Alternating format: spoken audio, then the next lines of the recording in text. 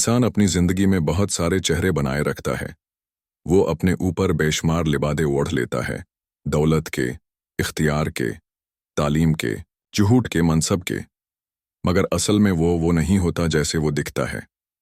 उसकी जुबान से निकलने वाले अल्फाज कुछ और होते हैं, मगर उसके दिल के अंदर बहुत से राज छुपे होते हैं।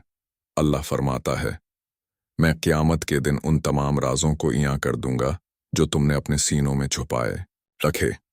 मगर अगर दुनिया में ही कोई इंसान का राज फाश कर दे तो वो बहुत परेशान हो जाता है। इसीलिए हजूर सल्लल्लाहु अलैहि वसल्लम ने बहुत जोर दिया कि मुसलमान को दूसरे मुसलमान की पर्दापोशी करनी चाहिए। अगर तुम किसी का राज छुपा लो तो अल्लाह तुम पर भी रहम फरमाएगा, मगर जिसने दूसरे का राज फाश किया वो दुनिया व आखिरत में सख्त नुकसान उठाएगा। याद रखो, किसी के राज को राज ही रखना बेहद जरूरी है। इस्लाम में जासूसी से सख्ती से मना किया गया है। जिसने भी किसी के ऐब को खोजने की कोशिश की, अल्लाह उसके ऐबों को दुनिया के सामने ले आएगा। यहाँ तक कि अगर कोई शख्स किसी के घर में झांकने की जुर्रत करे तो शरीयत इजाज़त देती है कि उसकी आंख निकाल दी जाए।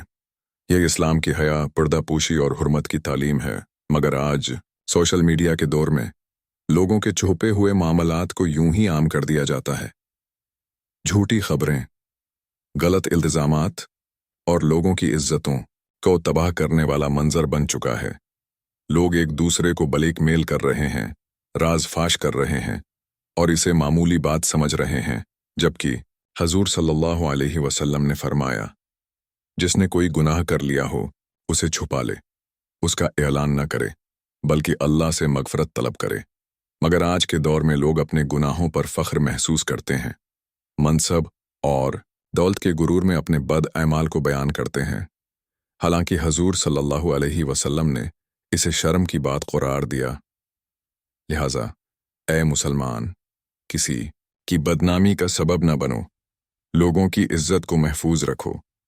अगर अल्लाह ने तुम पर सुत्तारी की चादर डाल रखी है तो दूसरों पर भी पर्दा डालने वाले बनो। यही अल्लाह के हजूर सल्लल्लाहु अलैहि वसल्लम की तालीमात हैं और यही क़यामत के दिन तुम्हारे निजात का सबब बनेगा।